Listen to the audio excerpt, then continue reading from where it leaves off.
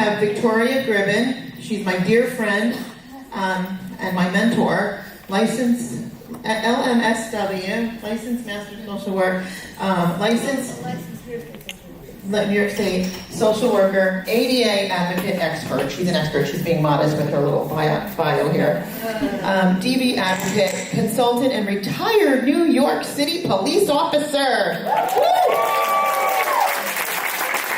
She's a forensic social worker whose area of expertise is the Americans with Disability Act, amended 2016 ADA and Title II non-discrimination compliance regulations. Title II covers the courts, so you guys understand. As they apply to family and matrimonial court contested lawsuit proceedings, custody, and related orders, she is a tireless ADA advocate for litigants with non-apparent neurologically based disabilities, children, and domestic violence victims with 17 years experience, here to explain why the FJAA, Family Justice and Accountability Act, in case you don't know what that is needed to end rampant systemic Title II ADA discrimination and substantive rights violations by New York State's, this is national, guys, law court systems and the entire nation, based on her hands-on, in-court, grassroots knowledge, experience, and evidence-based research facts. Okay, thank you. Got the floor.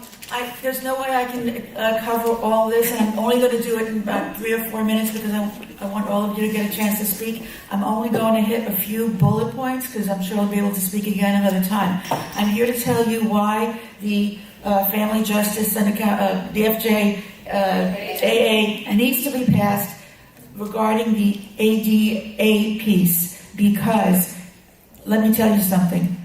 Every time a domestic violence victim or a child that has ACEs or has a disability, we're not talking about just physical disabilities, we're talking about any qualified disability under the ADA that was amended in 2016, depression, anxiety, ADD, OCD, so many of them, cancer, okay? They are a protected class member, okay? And if they are a protected class member, they're covered by the ADA, which are these statutes. And when judges do not apply these to orders or proceedings, when they are using methods of administration, including rules and policies and procedures in their contested litigation, they do not have judicial immunity under the 11th Amendment.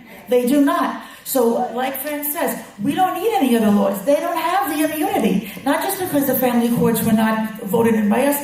It's in the Constitution. It's in the ADA. And the Department of Justice, the reason why we need to pass this is because there's a pervasive disregard of enforcement by the DOJ. Now, what happened was, because the family courts they were getting flooded, they are now sending out, every time we file a Title II complaint, they're saying, we're not saying you don't have a case, we don't have the resources, we can't, so use an alternative method. What's your alternative method? File a federal lawsuit. Well, what happens? I even did that. What happens? They tell you, sorry, family court, separation of powers, barred by Rooker-Feldman, motion to dismiss. First of all, who even has the resources to go to family court, federal, if you have the money or the time?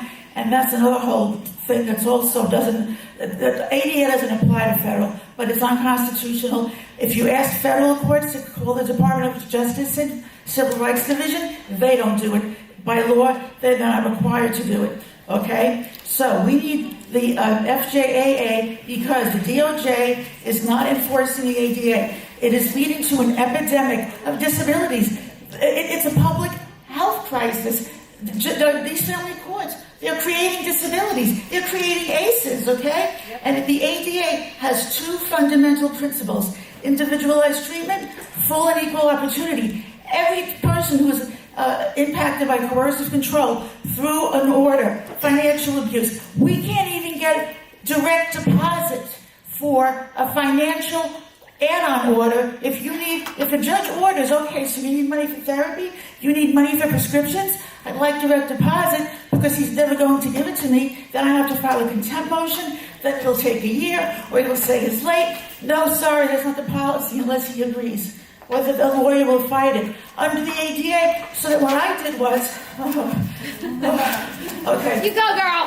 New York City policy is because I just want to, I kept on banging the drum, in my own case, in other cases, and I kept giving accommodation requests to the jury duty guy, because he was the ADA coordinator. And he goes, shouldn't you be giving this to the judge? I'm like, yeah, except that this is policy. And then when we would give it to the judge, he would say, I'm sorry, this doesn't apply. Your attorney is your advocate. The client's attorney is their advocate. And I'm like, no, you're violating the ADA. So finally, they said the judge is the only person who can give accommodations. And then if you disagree, take it up and file an appeal. And the ADA is an administrative process. They should do it right away if they're violating the due process. I'm sorry, no judicial immunity. We're on.